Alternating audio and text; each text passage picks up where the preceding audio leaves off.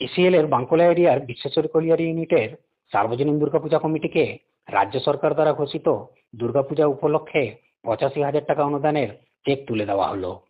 দুর্গাপুরের ডিসি অভিষেক গুপ্ত নিজে হাতে এই চেক তুলে দেন পুজো কমিটির সদস্যদের হাতে।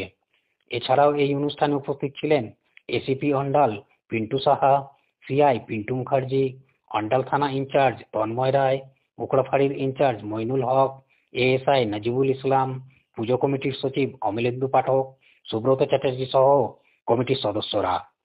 এই বছর উকড়াফাড়ির পুলিশের হাত দিয়ে মোট 19টি পূজা কমিটিকে অনুদান তুলে দেওয়া হচ্ছে।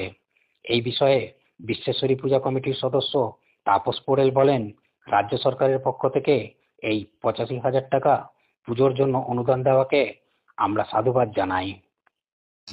দেখুন, সরকার থেকে আমরা অনুদান পেয়ে আমরা খুব খুশি, কারণ আমরা চাই যে এরকম আমাদের পুজো, আমাদের যেমন মমতা দিয়ে যেন আমাদের যেমন হাত বাড়িয়ে দেয়, প্রশাসন আমাদের হাত বাড়িয়ে দেয়, এরকম আমরা চাইবই যে প্রতি বছর যেন আমাদের অনুদান যেন আমরা যেন গ্রহণ করতে পারি।